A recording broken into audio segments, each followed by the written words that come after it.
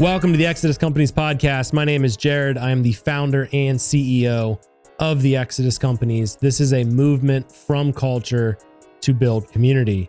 In this particular episode of Becoming an Asset, I sit down with one of our team members named Brent.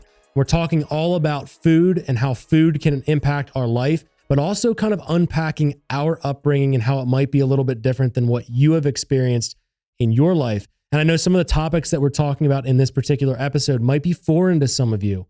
And you might look at it and say, I don't know if that's going to fit into my personal life or my journey or my story. But all I'm going to ask for you guys, or of you guys, I should say, in this particular podcast is to just go into it with an open mind and understand that there are more opportunities for you to change your culture and your community around you than what you might realize.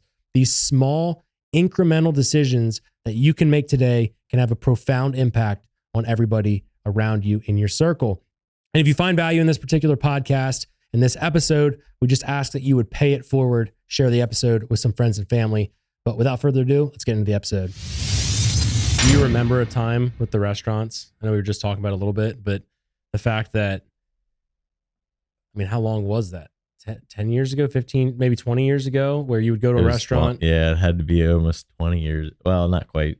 20 years. 20 years is probably about right. Yeah, we're getting older. Yeah. Where you would go and you would tell them, hey, I want smoking section or non-smoking section. And I don't know why, but Pizza Hut is ingrained in my mind because, it's the reading thing in schools. Oh, yeah. You would read a book. So many books and then you get a free personal pizza. Yeah. So you get the free personal pizza. So we would always go to Pizza Hut. And then my favorite part was my mom would give me quarters and you'd put it in a jukebox. Like this is probably like 99, 2000. And we're still like putting quarters in a jukebox and getting pizza. But it was crazy because it just kind of paints a picture of culture where there's such a drastic difference in the last 20 years. Now you walk up to a restaurant and obviously there's like no smoking signs everywhere. Yeah. Nobody could believe, like Brenton back here probably doesn't have any recollection. That's like foreign to you.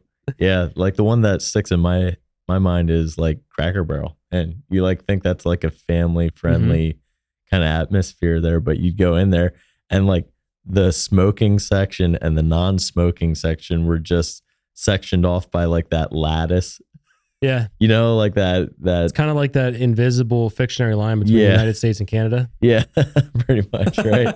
Yeah, we don't have a wall or anything. It's not like a legit wall. It's just like, hey, we can see through this.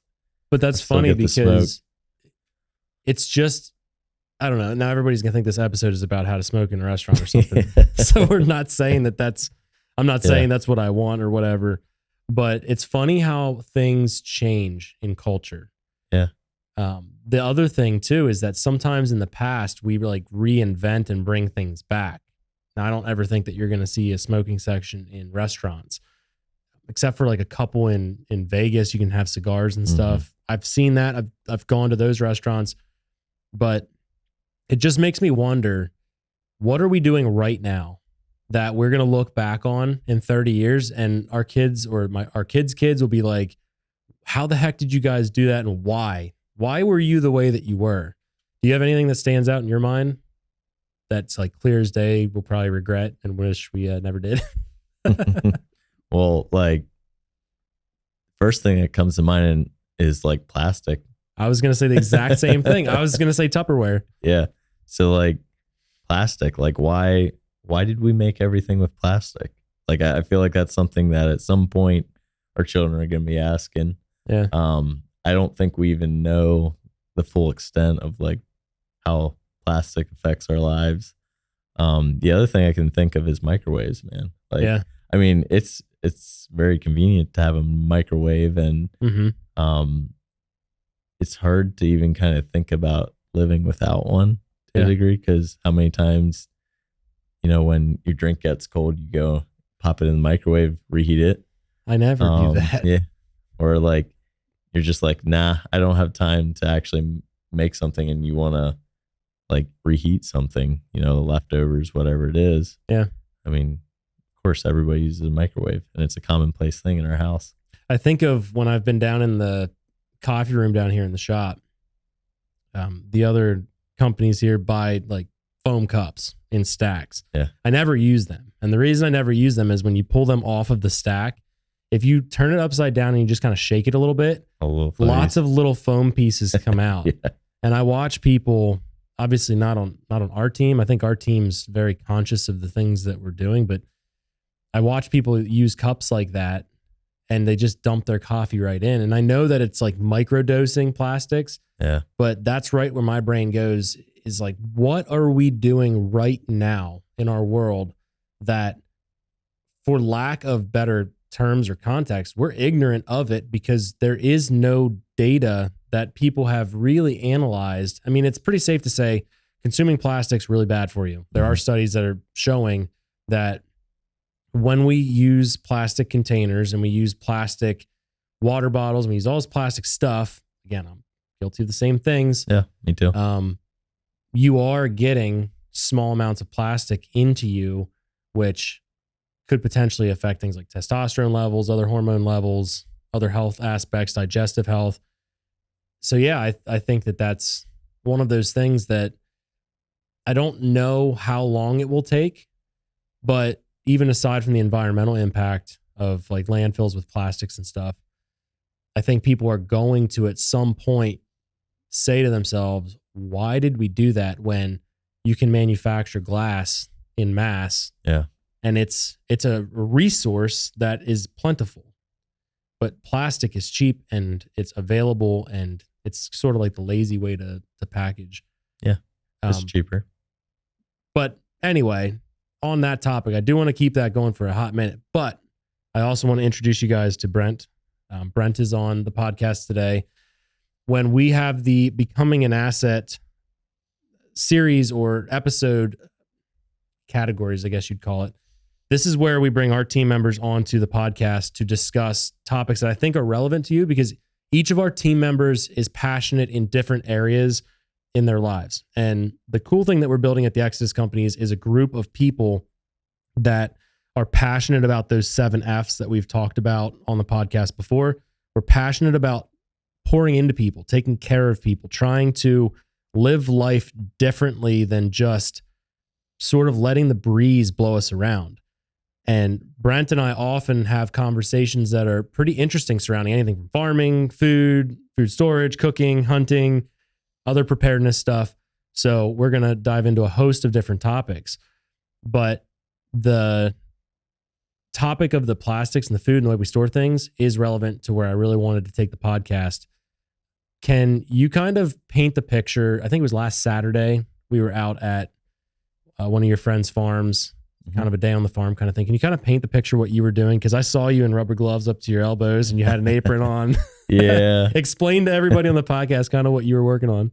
So what I was doing, or I guess I should preface it with just explaining why we were there, what was going on there. So one of my best guy friend, Derek, he's the best man at my wedding. Mm-hmm. That's always how he introduced me to everybody. I could be there at his shop and he's just like, oh, hey, this is Brent. He's the best man at my wedding. He tells everybody that. And so I'll introduce him that way to everybody on this podcast. But anyways, so he owns a mobile butchering company. So what they do is they have a butcher shop, but they're a little unique from your average butcher shop. So they are going out to the farm where the animal is, and they are killing the animal on site instead of having it shipped to their butcher shop. Yeah. And they cut it up and quarter it there, put it in their refrigerated truck and take it back to the shop. Now, what that does is it creates a value for not only the farmer, who doesn't have to pay to get it taken to the butcher shop, or the logistics of that. It also makes sure that the animal, whatever it is, whether it's a cow, a pig, whatever the animal happens to be, it is at its most relaxed state, like before it dies. Yeah. So it's not laced with adrenaline. The meat, that is, it's not stressed out at all. It's it's happy up until the moment lights out, you know? Yeah.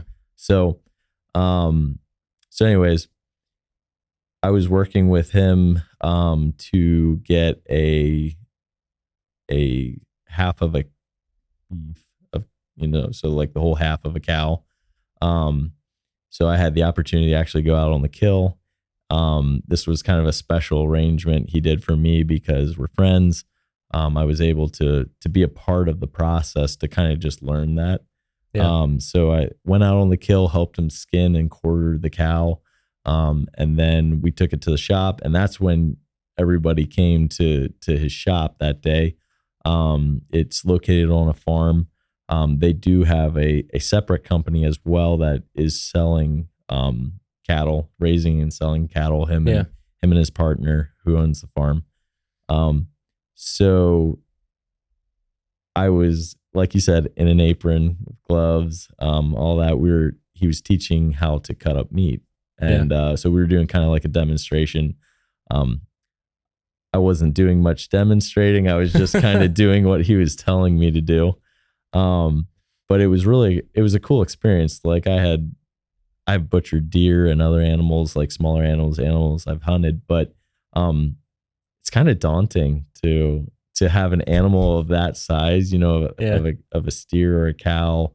You know, you're looking at oftentimes 900 to over 1,000 pounds, of meat on an animal, and it's just a lot. Yeah. What do you do with it? Yeah. So he was definitely the expert on that, and being able to experience that was pretty cool and see how to do that. I still, like, if you cut me loose on a cow, there's no way I could like do it and do all the correct cuts and all that kind of stuff. But right. I would just kind of revert back to my caveman style of butchering that I typically you'd do. eat it raw. You start gnawing on the cow. Wait, it's not dead yet. Yeah. So I think it's a cool mindset. And I didn't mean to cut you off there, but we live in a very interesting area. And I want to dive into that a little bit because your upbringing and my upbringing have some similar overlaps. The rest of the country, I feel like it's probably sounding pretty absurd that you would buy half of a cow. Yeah. Maybe not all the country. There are definitely preppers. There's definitely farming communities. But I grew up with my parents getting together with other families and saying, hey, we need meat in our freezer. Mm-hmm. So let's get a quarter of a cow or half a cow or a whole cow or half of a pig or a whole pig. And these are things that were normal growing up. And on the delivery day of the meat, like you're packing your freezer and you literally fill a freezer top to bottom when you buy bulk meat like that. Mm-hmm. What's driving that in our community from your lens? Yeah. So I guess maybe I'll try to explain this from my history with that. Ever since I could remember, my dad and my mom, they always purchased bulk meat in some way or some form. I think when I was really young, my dad even rented like a field. Like we lived in town. He rented a field of a local farmer, and he kept at least one or two cattle, and maybe he raised some pigs or something there too, because he had an interest in farming. To a degree, but that wasn't the path that he chose. But he really enjoyed it. We always had a garden. Those kinds of things. So I have some very early childhood memories of that. But when he wasn't doing that, we're purchasing, you know, part of a cow from a farmer that we knew, or a family member that happened to be raising cattle at the time or something. So from early on, like I didn't really eat a whole lot of store-bought meat. I mean, it was what we were buying in bulk. Maybe we bought chicken from the store. But my dad, you know, he was a big hunter as well. So we were killing deer and stuff. You were filling the gap with like venison, beef, yeah, same pork, with me. Yeah, that kind of thing. So, my parents also had 6 kids. So it was very advantageous for them to purchase meat in bulk, because over the long run, you do end up saving. It's a big upfront cost, so you have to factor that into your budgeting for the year. but you do save money. I mean, before we got on here, I was looking at some prices and stuff too. And I mean, I don't even know typically what stuff costs in the store because I have no idea. I don't purchase. So I was quick doing a little research and like, so what I would say is like beef is the gold standard of meat. So everything is I think everything's price is based off of what the price of beef is. So sirloin, which would be the most coveted steak, probably depending on who you talk to, off of a cow, you're looking at $10 plus a pound. Yeah, depending on the grade or like how that cow was raised. And then for a hamburger, you're looking at about like $3 to $4 a pound. Mm-hmm. What happens is when you buy when you buy in bulk, so whether you're buying like an eighth of a cow, a quarter, a half, a whole cow, whatever it is, you're paying per pound, and right. It's an average price. Mm-hmm. It's not. So what you're doing is you're getting your steak and you're getting your hamburger for the same price. And oftentimes that's a lot lower than what a steak would cost, obviously. Right. It just depends on the cow that you're getting. And I have a funny story about that during the whole COVID period, because we saw essentially a high level of supply from certain farmers. And I started seeing, this was at the very beginning. So we were getting reached out to by multiple farmers saying, hey, I have cattle ready. And they're looking to have people buy bulk. Yeah. This was during shutdowns and things like that. I remember, I don't know what farm I got it from, but we got half of a cow and it was absurdly low price. Yeah. Crazy low. Yeah. And I still have steaks from that particular cow. The absolute best steaks I've ever tasted in my life. And what Brent's getting at is I was able to purchase that cow, and what my burger cost was and all the other cuts that I got from the cow are averaged out across that entire cow.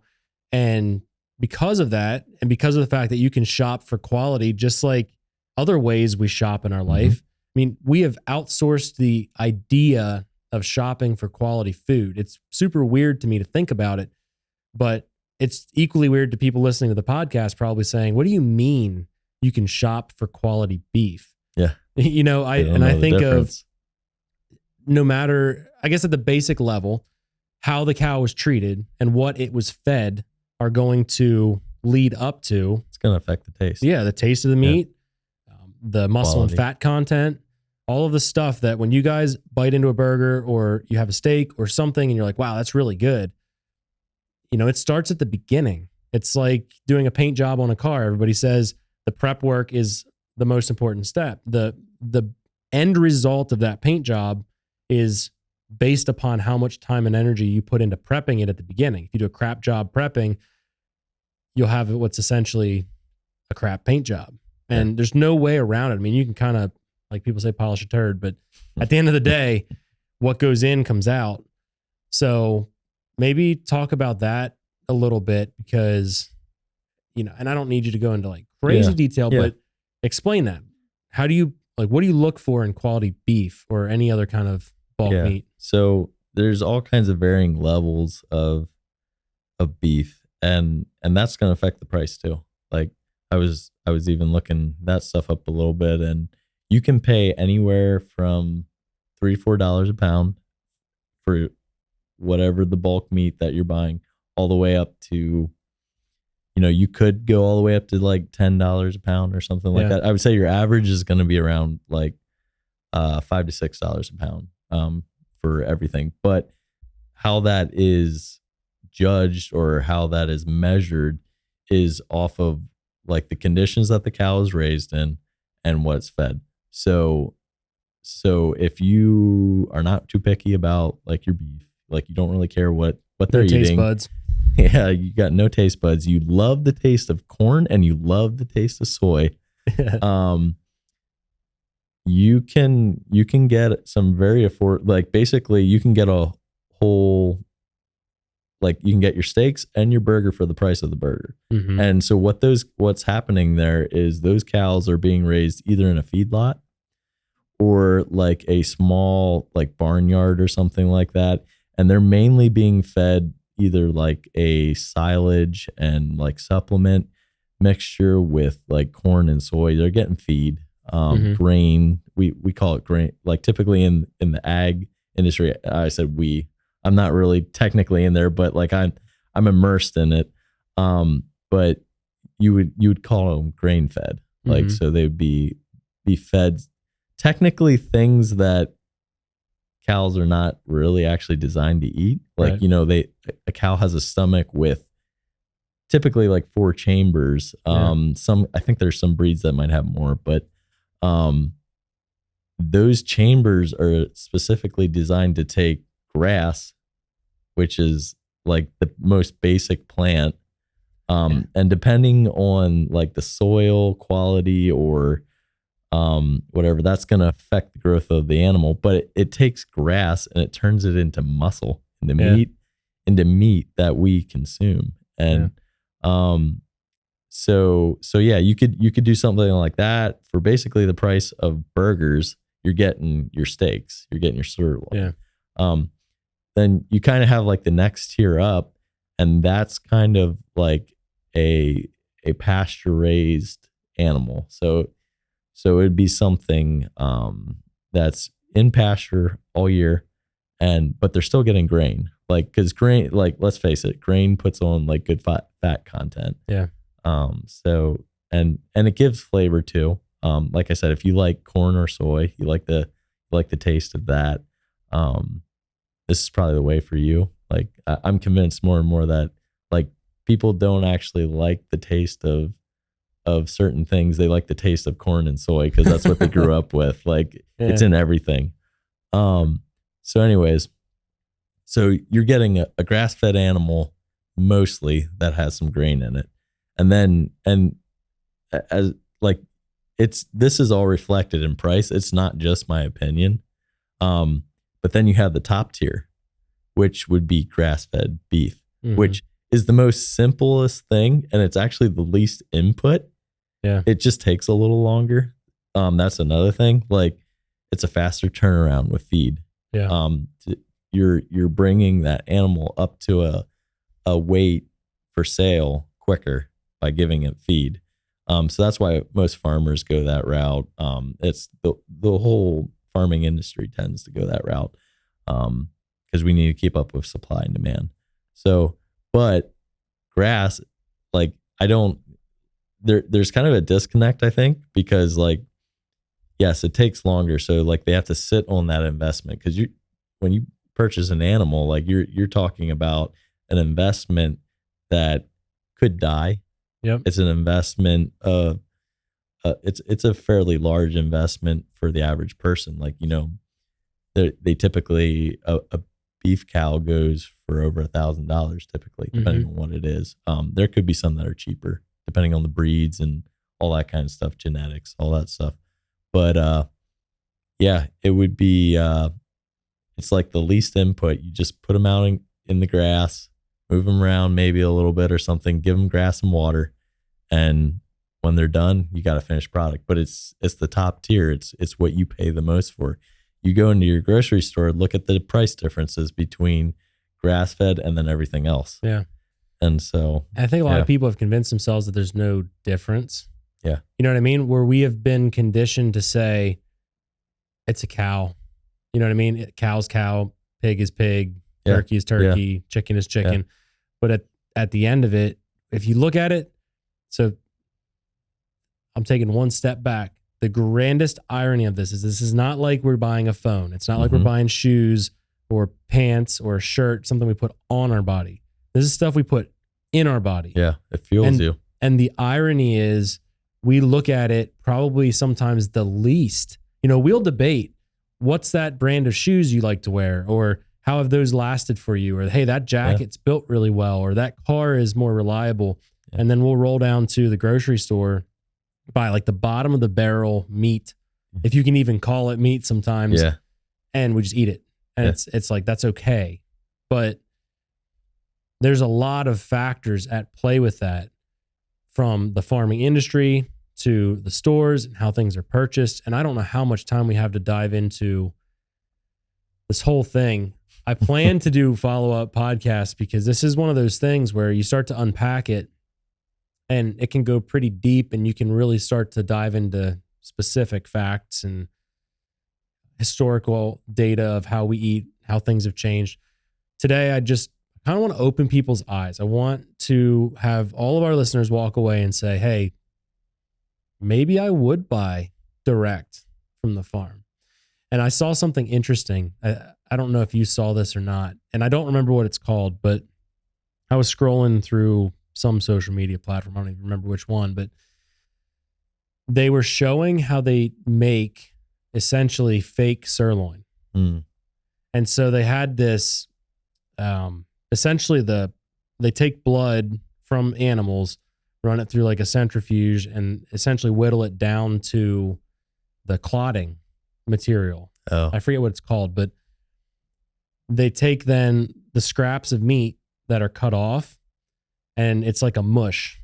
So it's like squishy gelatin looking crap. And they mix in this clotting agent, and then they roll it up in plastic sleeves.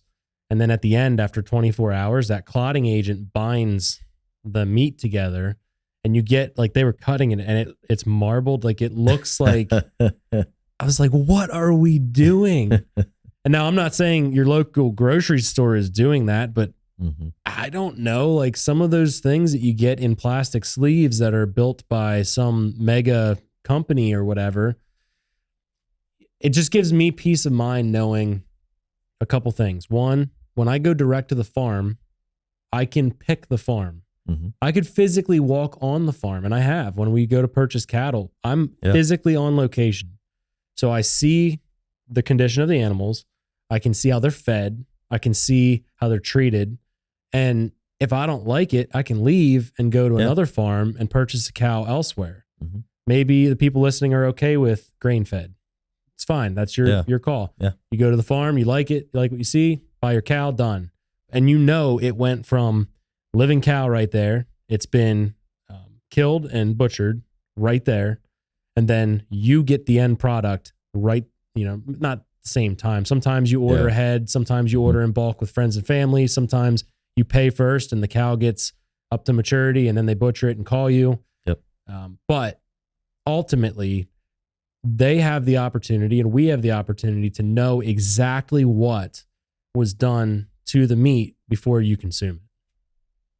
So I just found that interesting that was just one really radical example of how humans really disgusting. Yeah. Of how humans will essentially say, I can make this fake meat and sell it for cheaper, and meat is meat is meat is meat is meat to all these people. And we don't know, like we don't know what that massive quantity of clotting material does to our body when you consume it. And I know some people are gonna be like, well, what about like Native Americans or in the past, sort of like old school people, settlers, people who lived off the land? Didn't they eat every piece of the animal? Yeah, they did use every piece of the animal, but there's a difference, in my opinion, between using every bit of the animal and then like going through this weird scientific experiment. Making test tube meat. And making test tube meat. I feel like there's a very stark difference there. Yeah. It's so removed from when that animal was killed too, probably. Like it's so far removed at that point and processed, and it just can't be great fuel for your body at that point. The only meat that I'm okay with that is just a pot of heaping scraps is scrapple.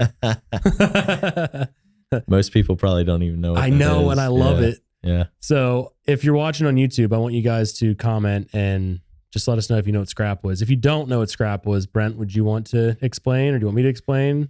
Yeah, I mean, I can explain it. Yeah.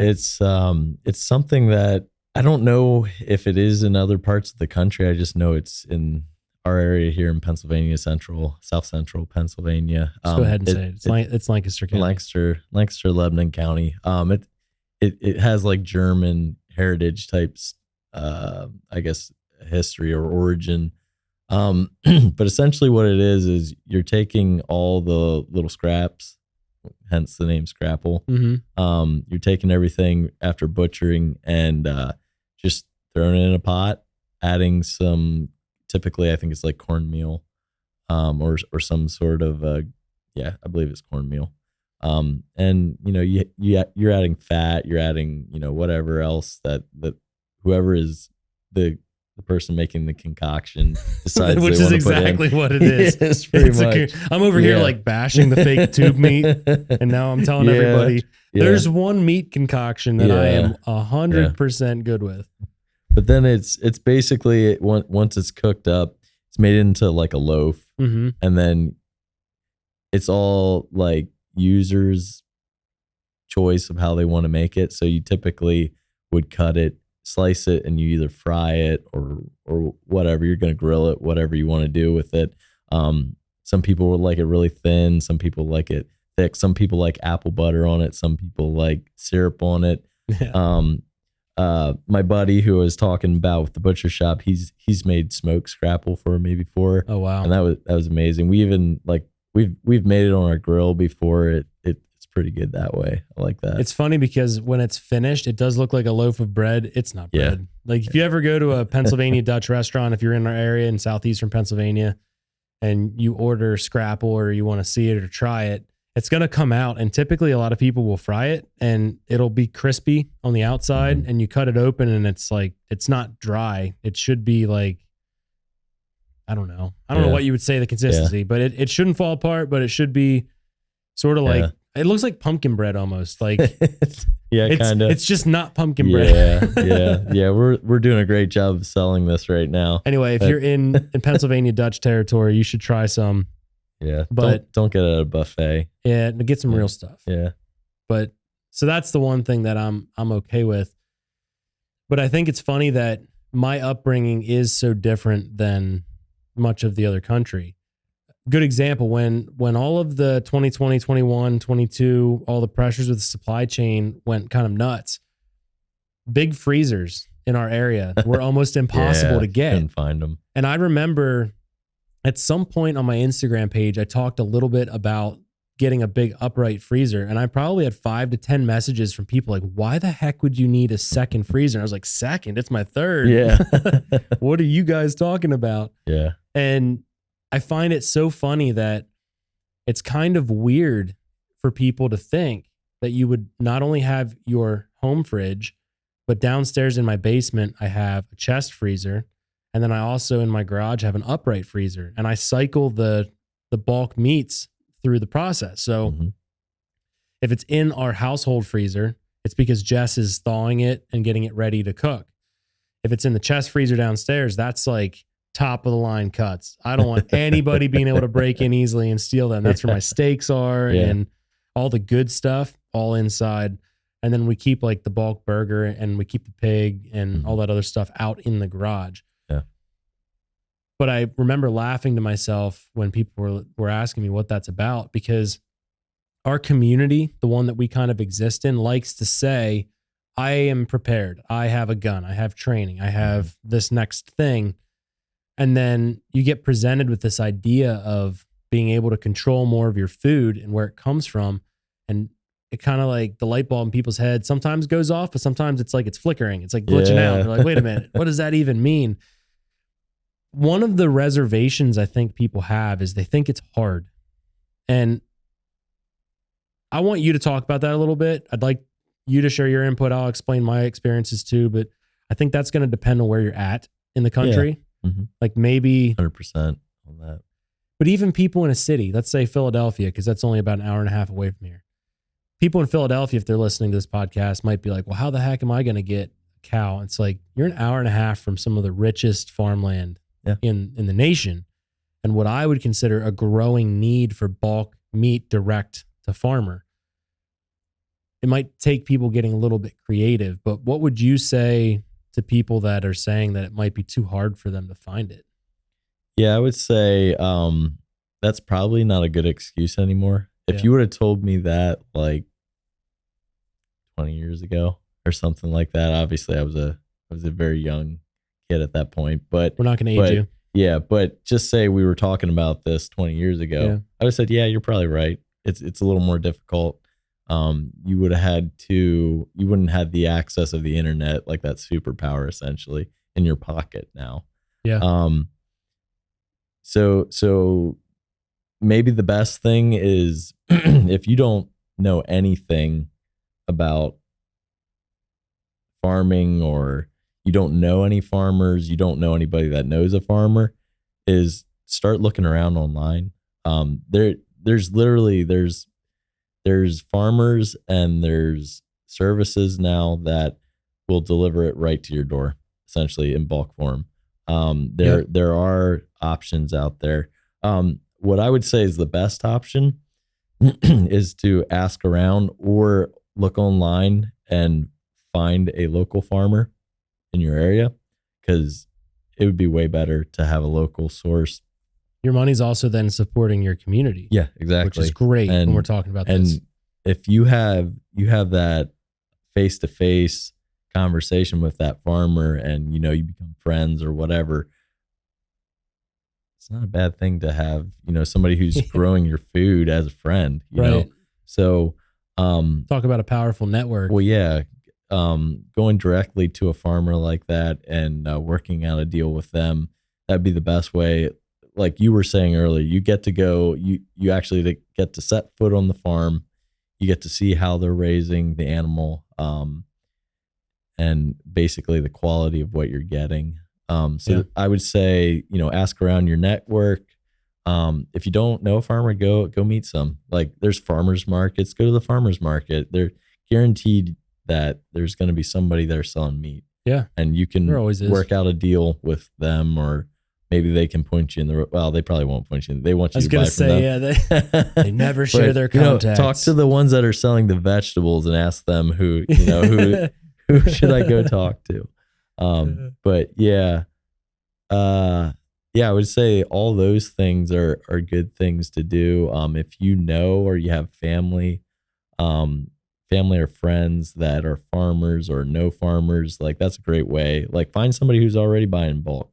Maybe there's nobody in your circle. And then it is a little hard. You just need to do your research. That's it. It's just research. That person will be the pioneer then.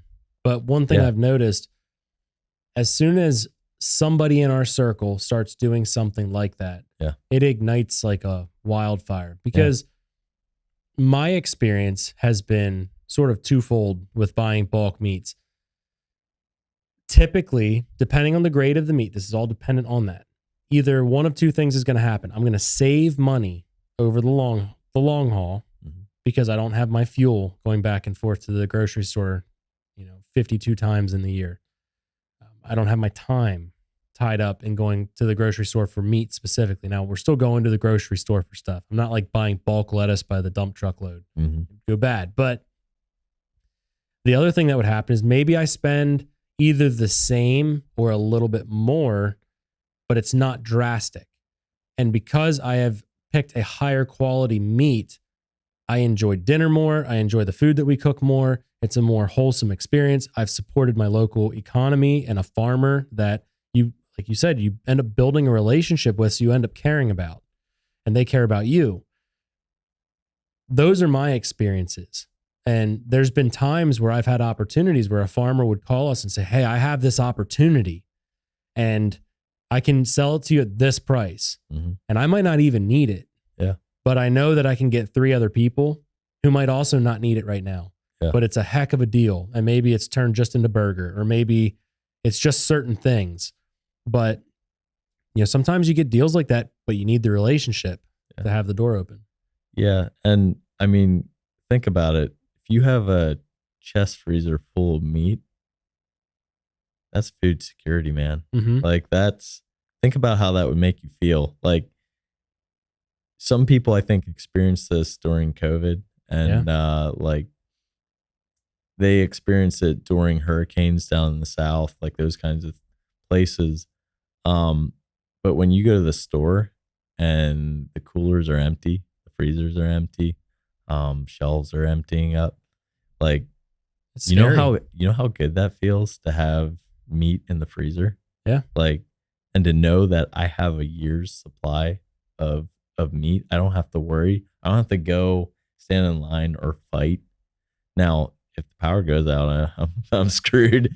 Unless I have a generator or something like that's just me, checking all the boxes to making sure I have that security. If there's a massive power outage, the Amish community around here is going to be selling those ice sheds like crazy. I know. We were just talking about that, I think, yesterday. Yeah, ice sheds, like the blocks of ice with the sawdust in the sheds. Man, I want to talk about that for a second. I remember when I was young and I learned about that full disclosure, we live in Amish country. Yeah. For anybody listening, Lancaster County is an Amish hub. Here, Burdenham, New Holland, all these areas around here, Paradise, tons of Amish communities. Most of my neighbors are Amish. Right. So if you don't know much about the Amish, they live a very plain life. They typically reject much of the modern technology, much of our day-to-day stuff that we do. They don't use, from vehicles to electricity. Now, there's exceptions to everything depending on the order that they're in, but largely they live without the modern amenities that we live with. And the really old school ones have sheds full of ice blocks. Yep. And I remember being young, and I think I was on an Amish farm on like a school tour or something, like a field trip. And they showed us this, and they were just covered in sawdust, but they're like these big blocks of ice. And they were telling us, they all summer, they have a shed full of ice covered in sawdust, and that's their freezer. That's their fridge. And that's not a new thing. Like 150 years ago, that's what everybody did. Right. But we've already, that's the crazy part to me, is the fact that, one, that's shocking.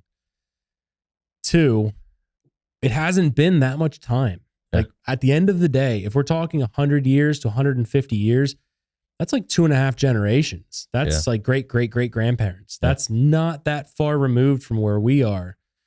And we look at our world now and people are scared.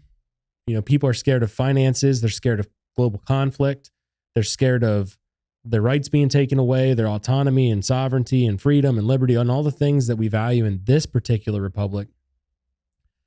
But then we miss some of the key basic ingredients of how you could even be sustainable through, say, a collapse of some sort. And I think back to before I was buying bulk personally, I was doing things like buying survival foods, which I still have because of convenience. I think that those are like the microwave oven of the bulk food. Yeah. You're seeing interest in that too now. Like there's tons of commercials about them. Yep. More and more people, I'm hearing more and more people that are buying that. And there's a couple companies that I've found that make pretty good food, that it tastes really good. Now, the nutritional aspect of it, I'm going to say, will never compare to direct fresh beef or pork or chicken or turkey or whatever you get. But when 2020 was at its worst and there were shelves, like I was still going to the grocery store to get the things like milk and you can get that direct too. Yeah. You can get everything we talk about, everything you purchase at a store, you can purchase direct at a farm. Every single ounce of it. Except for like crazy processed stuff that you shouldn't be eating anyways. Right. Yeah. So if you get like margarine, you're not going to buy that at a... Fun fact about margarine. Tell us. Hit us. So do you know why margarine was made? Did I tell you this story? So I learned that a long time ago, and I forget all the details, but wasn't that some sort of animal feed supplement and the animals wouldn't even eat it? So it was made for the butterball turkeys. I think they're based in Michigan. It was made to feed the butterball turkeys to help fatten them up, and the turkeys didn't like it. So they repurposed it and sold to humans because they're like, oh, humans will eat this. The humans are the smart ones, right? Yeah. We'll put it in like really cool little molds and make it look cool and tell people it's a better alternative to butter, and they'll use it. Dude, I find it fascinating how humans concoct some of the craziest stuff that just hurts us. And we look at it and we're dumb enough to look at a stick of margarine and a stick of real butter and they look the same. And so we're like, same. We'll just go with the margarine. It's cheaper. It spreads a little easier when it's not cold or when it's cold. I'm fascinated by this entire topic because humans have forgone a lot of that sovereignty that I was talking about and a lot of the desire to live a fulfilling life.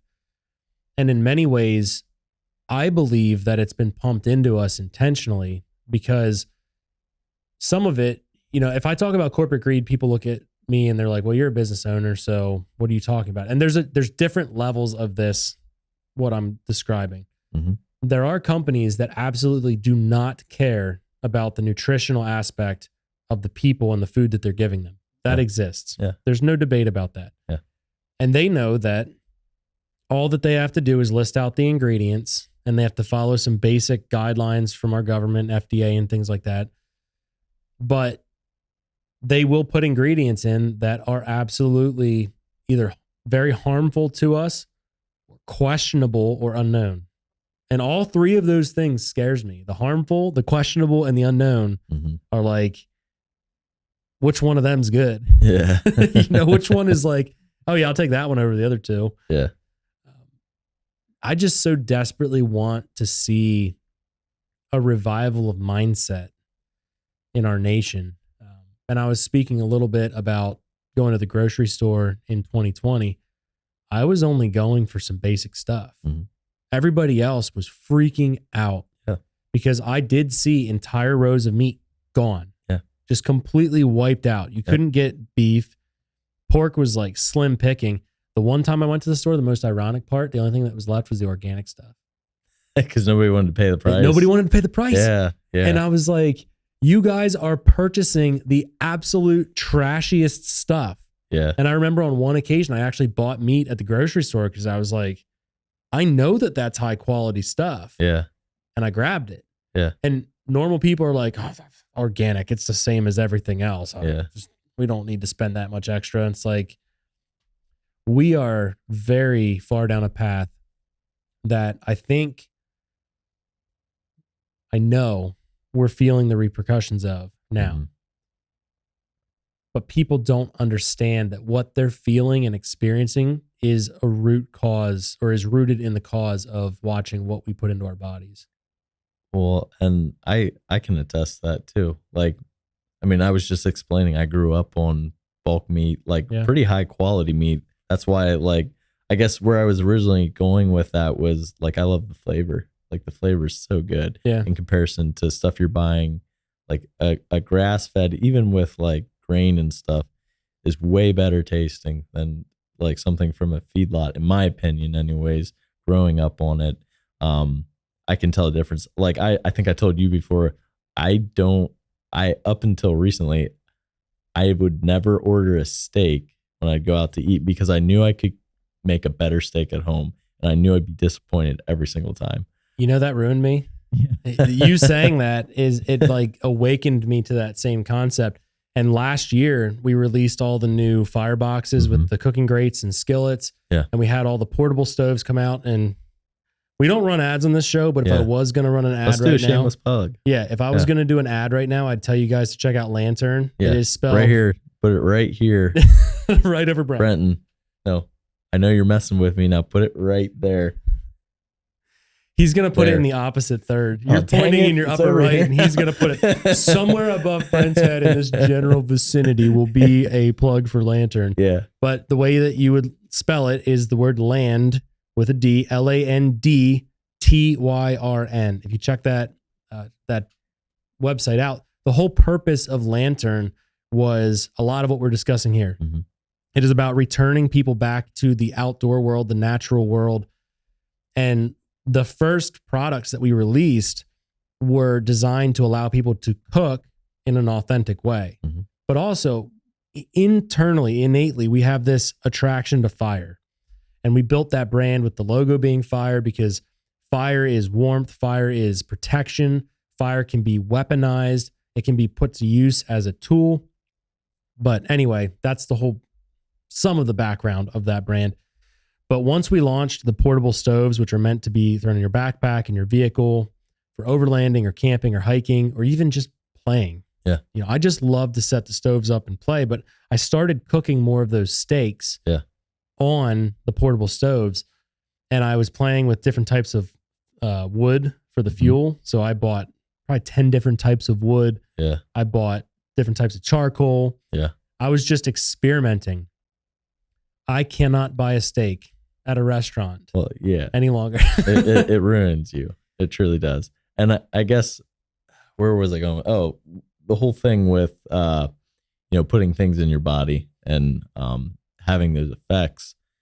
I ate pretty decent. Like, and even in the last, I would say in the last 4 years, I was really trying to cut out a lot of processed things out of my life. I was trying to eat better, eat vegetables, eat a lot. I like vegetables. Like, me too. Like, don't get me wrong on that. Like, I always liked them. But like, I was trying to eat fresh. I was trying to eat organic. I was trying to, I was moving towards that and just trying to be healthy overall, because like I truly wasn't feeling healthy anymore. Like, I was always fit.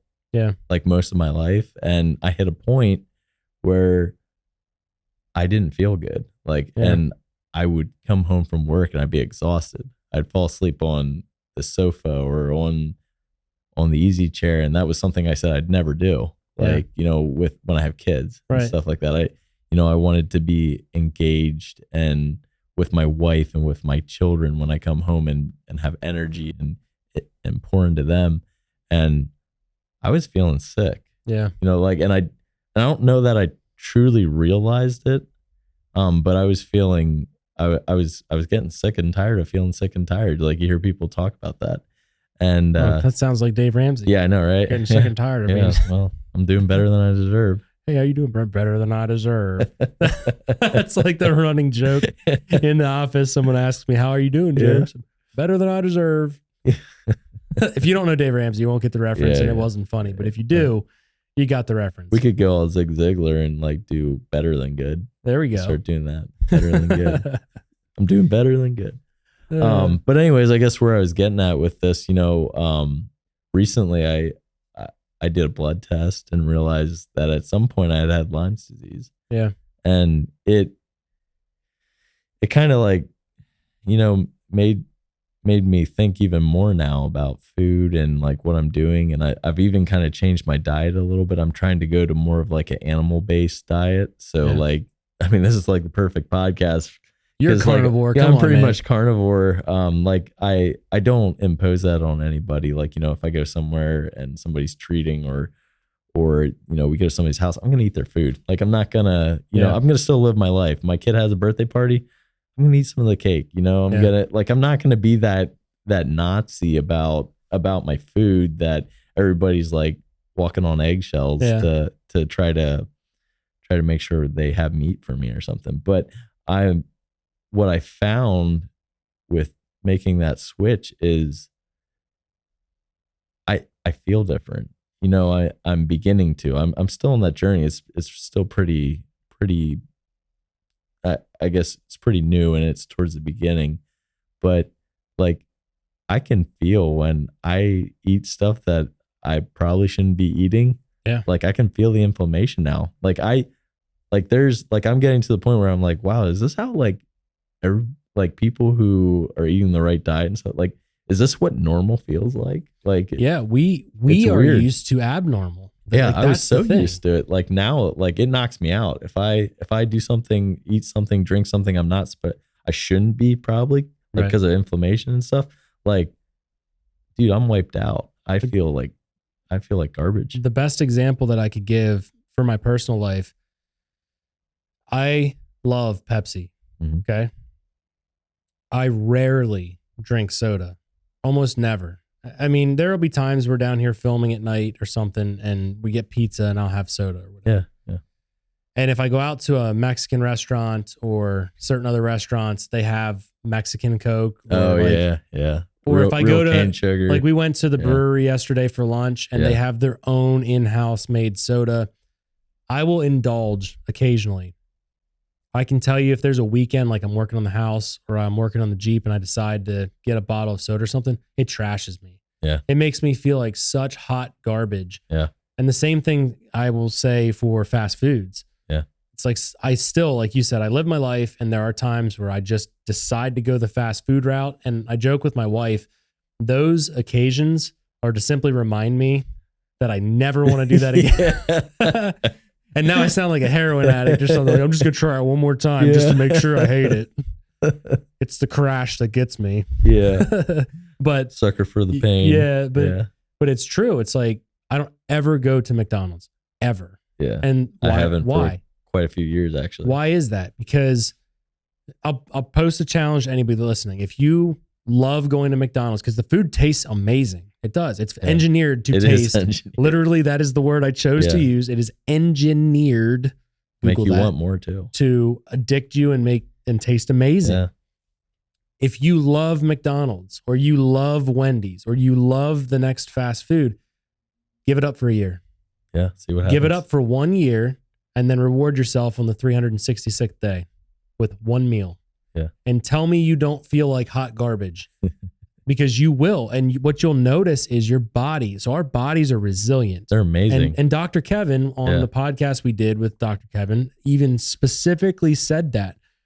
We believe that God designed our bodies in an amazing way. Yeah. It is astounding. Like we try to understand things with science, but the irony is humans are always playing catch up. We're trying to understand what is already done. Yeah. And even though we can poison ourselves and it's bad for us, our bodies somehow have the ability to, like, you see 80-year-olds that are like, how are they even breathing? Yeah. You know what I mean? Like, how is that person even walking? or 30-year-olds that are just a wreck. And I feel bad because I'm not the definition of the perfect shape. I'm not. I'm not the definition of like the perfect story of health and fitness and whatever. But I can tell you in my own personal journey, making small changes and sometimes radical changes with just the basics. Like, what do I eat for dinner every night? Mm-hmm. We have rid our lives in my household of junk food at dinner every night. So even if it's that, it's like you commit to, you're going to eat quality food at dinner, you will see a difference of that. You'll see a difference from that, I should say. But yeah, I can't, it's not possible to overstate the amount of change that comes. And then when I step back and I, there's a donut and I decide to eat 3 of them because that's my, I'm like, hey, I'll walk by those donuts. Those look like good donuts. I'll grab 3 of them. It reminds me of lessons that I've learned and that sometimes I'm just stupid enough to have to learn it again. Yeah. It happens. But I hope that at the very least, having a conversation like this makes people think, hey, maybe this sounds totally foreign to you guys listening. Maybe you're thinking, I've just never experienced what they're talking about. Well, the good thing is, like Brent was explaining, if you want to try, fresh meat that's high quality, you can just Google search that. Yeah. DuckDuckGo search that. Yeah. You can check out different companies, and I'm not going to list off any because this isn't an advertisement for this kind of purchasing. I would say I would prefer to go direct to the farm, but in the interim, there are companies that are essentially the middleman between the farm and you, and they'll get the meat, process it, ship it on dry ice, or however they'll ship it with cold packs or whatever to your door next day. It'll show up, and you'll see the difference. And anybody who tells you that you can't taste the difference between quality food with better origins versus what you're buying at the store, they probably never had. I probably wouldn't trust them with many of their decisions, to be real. I just wouldn't. I mean, it's like saying every pair of shoes or every pair of pants or every shirt or every car or every light or camera and everything's all identical. And it's just not. You can invest in quality stuff at the beginning. And one other thing that I did in my life years ago that changed a lot of how I felt, which I know is going to be, again, shocking to some people, is what you put on your body. It's like what I shower with, what I brush my teeth with, the stuff that, you put it on your skin and we take for granted that, oh, it's on my skin, I'll wipe it off. It's done. But that's your body's largest organ. Like, your skin is a function of your body. There's a lot of stuff going on. Yeah. And you wonder, like, why people are the way that they are or why they look like they're 80 years old at 30. Yeah. Well, the natural world just itself, the elements of the natural world, nature, all those things, like technically it's kind of trying to kill us, like to begin with. Like there's as much as we like to say, oh, nature's good for us, and it is, like, in comparison to stuff that's not natural, it is. Yeah. But really, if you start looking into it, like you look at the science, you look at research done, like there's so much stuff that's trying to kill us. Like plants, they wage war on your body. Like plants don't want to be eaten. Like vegetables, all that kind of stuff. They have chemicals in them that are supposed to kill like little insects and stuff. We're so big, like we don't necessarily see the effects. It's an overtime thing. It gives us inflammation and it slowly kills us over time. But like there's all kinds of stuff. There's stuff that's beneficial for us, and then there's stuff that's trying to kill us. Now you take the unnatural world, like the stuff man-made, the things that that we have going on in our society and our culture and everything like that, and you throw that on your body, in your body, around you, like you think about it, like you think about electricity, radio waves, like 5G now, like you think about. Oh no, they're advertising 10G. Yeah, the chemicals. 10G's coming. Yeah, man, the chemicals, like even the stuff that gets sprayed on the fields, like all that stuff. It's like a huge toxic load on our body, and kind of forget where I was going with this, but yeah, it's going to affect you. Like everything affects you. So why would you do that with your food then yet too? Like you're getting hit from every single angle at that point. And when we think back to what's causing degradation in our culture, I think that a lot of it stems back to just a general outsourcing of this information. A good example, my grandmother and even my mom, sometimes canning and food storage and stuff was a big aspect of our life. We've lost little details like that. We talk about it with the Exodus companies all the time. I desire to have a textile industry that we own as our team as well, so that we could make pants if we want to make pants, or shoes if we want to make shoes, or t-shirts. But as you start navigating, like we have started in the sewing world, you start to realize that everything got shipped out. All that information is in our grandparents' generation. And whether you like me saying it or not, that generation is getting older and they are dying. And when they all die, there is an art form that's gone. It's lost forever.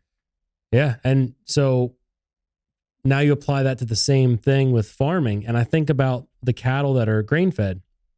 Why are they grain fed? Well, looking at my drive from my house to work, I've been driving the same road for nearly 15 years. Well, not 15, probably. Yeah. With high school and stuff, I was ripping down through these roads all the time for school events and stuff.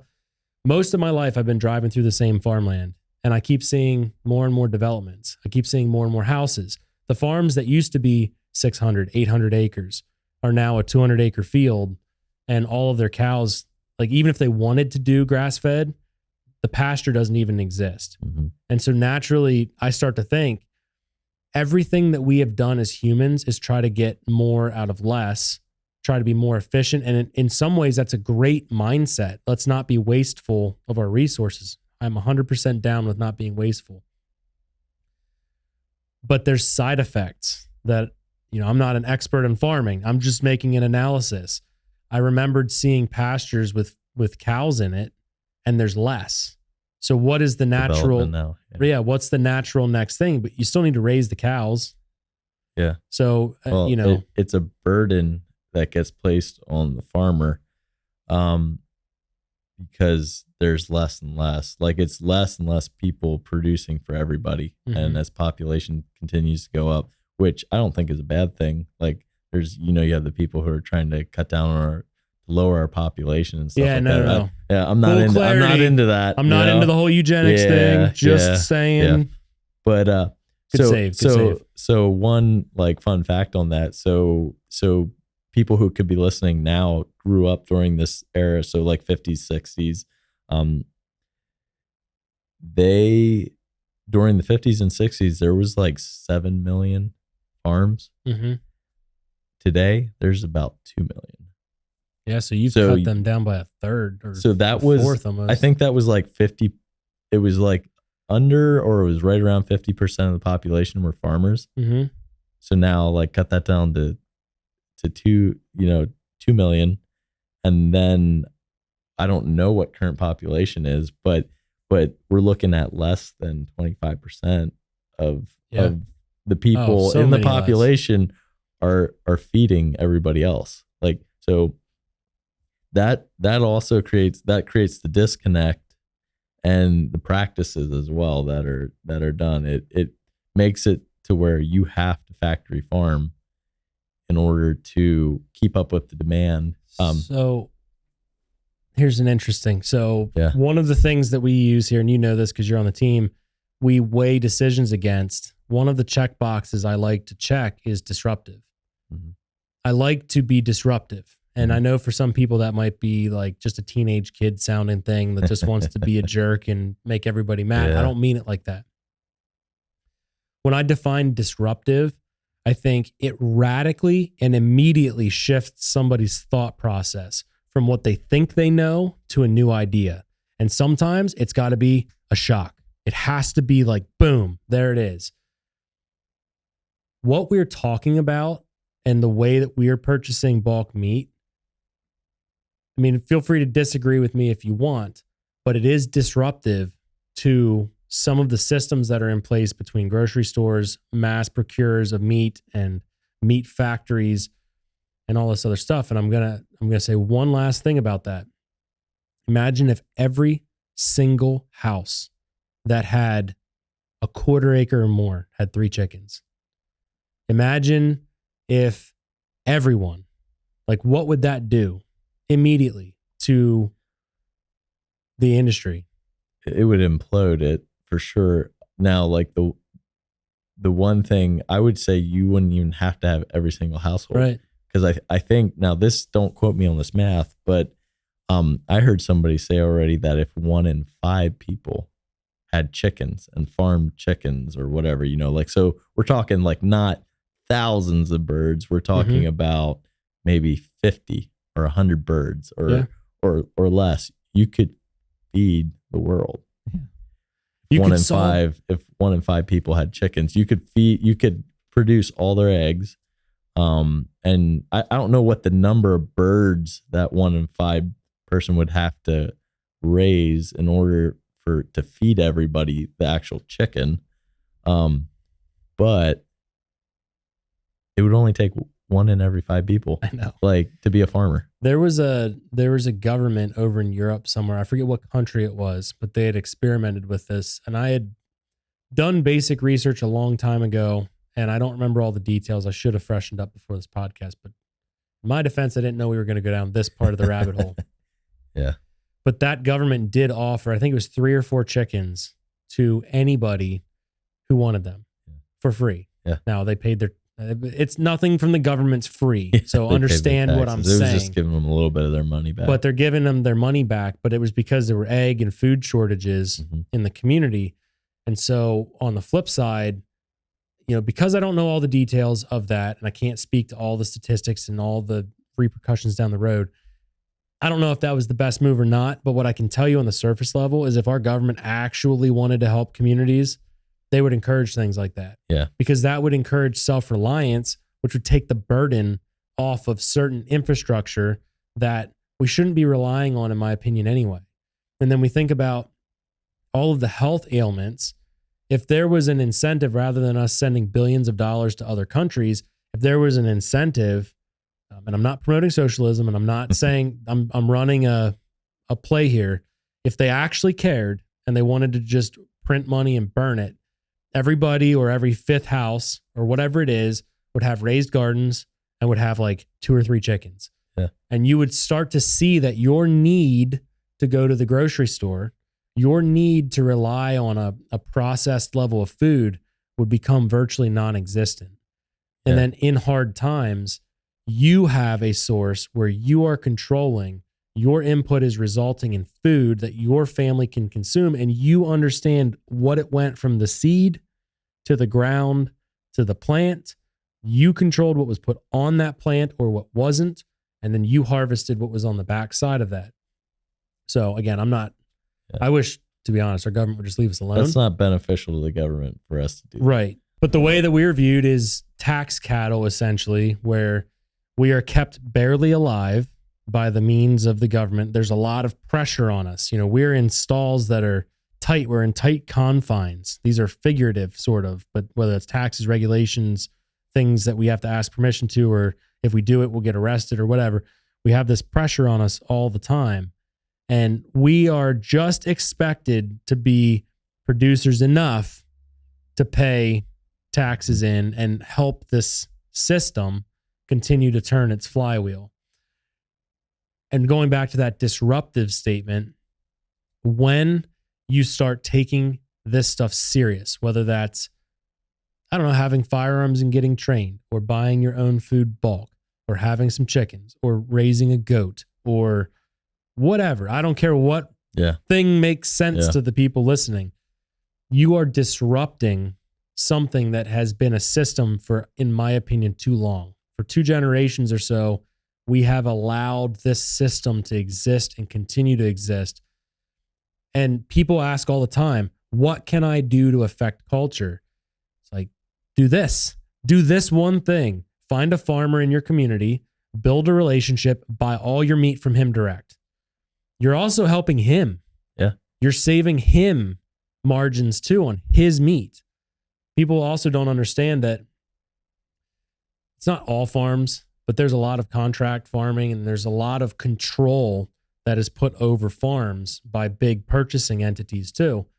And I just can't help but think that if we would even have 10%, I mean, you speak to this, you give me your opinion. If there was 10% of people would buy direct from farms, what do you think the result of that would be? Well, first off, farmers would be more profitable right away. You would also have more farms. Like, it'd be something that more people would be interested in doing. Mm-hmm. Like right now, typically, if you want to get into farming, like, you're looking at dropping like $1 million or more. Yeah. It's at least $1 million. At least $1 million to buy a farm and start buying equipment and all that stuff. There's not a whole lot of industries where startup cost is that much. Yeah. Like, there's some, but that's, so honestly, farmers are amazing entrepreneurs, because they're taking stuff, like, they're balancing their books, they're doing science. Like, honestly, most farmers nowadays, they have degrees. I'll be honest with you. Like, they went to college. Their parents slaved away to send them to college, and they decided they wanted to be a farmer and have that life. There's some that don't have degrees, but there's a lot that I know that have degrees, and at least them or their wife has a degree of some sort, and it has something to do with farming typically. Yeah. But yeah, there's not too many industries where you have to go over $1 million into debt, and then, like, you have 1 or 2 customers that you sell to, and they have to get all their margins. The next person that they sell it to, they have to get their margins, and then the grocery store finally has to get their margins, and until the final end user gets it. So yeah, I think you'd see success. You'd see the economy go up, because all of a sudden farmers are making more money. They're able to spend more. I mean, this is another podcast altogether, but I'm convinced the whole ag industry is designed to separate the farmer from his money. Yeah. So it's a rigged system. It's rigged against them. But yeah, I mean, you would see people thriving, I think, too. Like, if you're buying quality meat, like, you're going to feel better. Like, your family's going to do better. Your kids are going to grow better. Like, all that stuff, like, you're going to see, like, a rising tide lifts all ships. It's that kind of a thing. And that's our mindset. And I guess, kind of closing out the podcast, I'm just going to touch on one of those aspects of our core values. And we say it a lot, is that concept of rising tides. And I know people have heard that, but what it truly means is that incremental changes that we make for ourselves raises the tide of every other community. And I know that people listening are going to be thinking, well, me just going out and buying direct from a farm isn't going to do anything. It is going to do something if you do your job. If you speak to the people around you then about why you're doing what you're doing. Word of mouth is such a powerful tool to help change our culture because it's not hidden by an algorithm. They can't control it. They, as in any social media or any platform or any media entities or any communication entities, you just can't stop it. If you're face to face with the people that you interact with every single day and you're teaching them about the things that you are learning, it's disruptive. And ultimately, it's also productive because now you're impacting their life. And it's not as crazy as people think. You start talking about buying direct from a farm. Most people that I've talked to, it's not even controversial. They just don't know that it's possible. Yeah, like they don't you know talk you can about do it. certain medications or you talk about certain other lifestyle choices and it's controversial. People are like, well, no, why would I want to? I don't agree with that. They'll get into a whole bickering argument. But if you go to someone and you just simply ask them, hey, you like the meat at the grocery store? Like, yeah, I buy meat and I eat it. Cool. Well, what if I told you could probably save some money? You could have more control over your life and have better meat at the back end. They'd be like, well, yeah, tell me more. Yeah. You know what I mean? It's not controversial. Yeah.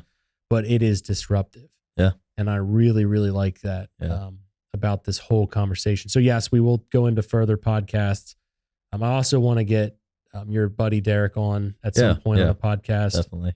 I'll do a little plug for him. Their company's Mountain Man LLC, right? Mountain Man Mobile Processing LLC. Yeah. They also have Keystone Cattle Company. Yeah. So yeah, if you're from the local area and or within driving distance and you want to purchase something from them or through them, just let them know that you heard about us or heard about them from our podcast. Just so that they can gauge that. It would be cool to see like what kind of reach this is in that way too. So yeah, because I want to ultimately wake people up. And for everybody listening, watching, you guys know we're all about those 7 F's, the 7 F's of our culture. And if you want to represent those 7 F's, there's a great way that you can do that. You can check out exoduscompanies.com. We have all of the apparel. We've got all of the gear and all the links to all of our different websites.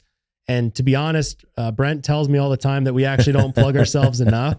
Come on, shameless plug, man. So I'm going to do a shameless plug here. And I'm going to ask you guys for something. And I don't normally do this. I'm going to ask you guys to check out each one of our websites. And I want you to take 5 minutes and look at every single website that we have. Get on Exodus Companies, all one word, .com. And you will find on the homepage the link to all of our sites. This is how you can pay this episode forward. Just check out the websites and check out the products that we offer. And ultimately, guys, if everything that we have is of no interest to you, but you just like listening to the podcast, 100% fine. The best way you could help us is just pay it forward. All that means is share it with a friend, share it with a family member, because ultimately, I think that we can connect you with tools and knowledge that's going to at least make you think. And maybe it'll solidify some positions you already have, but maybe it'll make you question some things. And that's all I wanted to do through this podcast is get you guys questioning and equip you guys for better decisions. But everything we do here costs us a lot. So the way that you can help us, if you are blessed enough to do so, is by purchasing any product. And the reason that I call this a shameless plug is because every single product that we sell has a purpose. Nothing is just a gimmick or novelty item on our website. Every product was designed to help you have a better life, be more effective as a defender, as a protector, as a provider, as somebody who's going to be building and impacting their community. Nothing has zero purpose on our website. It all is built to make you a better person for our communities. So if you can support us, that would be amazing. I know that we're in a crazy time. I think it's important for us right now in this phase to step back, to think logically. Do not let fear drive the decisions that we're making. I'm not saying that I'm not scared of things. I'm not saying that our team's not scared of stuff too, that we don't have fears and anxiety about certain situations and things going on. But the difference between someone who's going to do something about it or someone who's going to be controlled by it is we're going to make a conscious decision to analyze what we can do in our own life, the steps that we can take in our life today, micro steps that ultimately will affect change over time. And that's what we're going to pour our energy into. We're not going to allow the media, politicians, global entities, or anything else make us follow their whims blindly, because we're ultimately going to affect culture and impact communities around us. So guys, I appreciate you for tuning into this particular episode. Brent, thank you for jumping on. You guys will see more of Brent in the future. We'll con him into some other episodes down the road. Yep. But we appreciate you guys. We'll catch you in the next one.